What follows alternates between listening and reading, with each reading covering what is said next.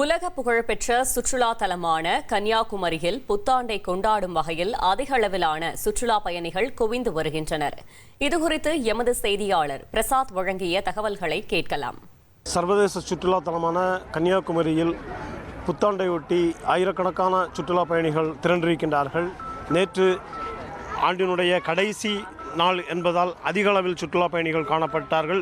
குறிப்பாக திருவள்ளுவர் சிலை, விவேகானந்தர் நினைவு பாறை, கண்ணாடி பாலம் ஆகியவற்றை பார்ப்பதற்காக ஏராளமான சுற்றுலா பயணிகள் குவிந்திருந்தார்கள். நேற்று மட்டும் 15,000 பேர் இந்த திருவள்ளுவர் சிலை, விவேகானந்தர் நினைவு பாறையை பார்த்திருக்கின்றார்கள். தொடர்ந்து இன்றும் இந்த ஆண்டினுடைய முதலாக இந்த கண்ணாடி பாலத்தை பார்ப்பதற்கு அதிக அளவிலான சுற்றுலா பயணிகள் இங்கே திரண்டிருக்கின்றார்கள். கடந்த மாதம் மட்டும் 3,25,000 பேர் இந்த கண்ணாடி பாலத்தை பார்ப்பதற்காகவும் விவேகானந்தர் நினைவு பாறை மற்றும் திருவள்ளுவர் சிலையை பார்ப்பதற்காக வந்திருந்த நிலையில் இன்றும் அதிக அளவிலான கூட்டம் காணப்படுவதால் இன்று 15,000க்கும் மேற்பட்டோர் இன்று பார்வையிட வாய்ப்புள்ளதாக தெரிகிறது.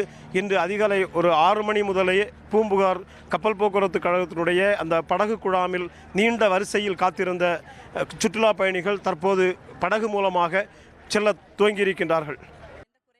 தொடர்ந்து செய்திகளை விரைவாக பார்க்கலாம்.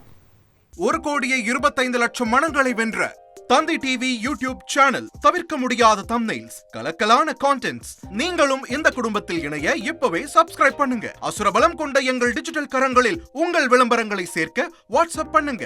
8939888378. Email advttanditv@dttv.in.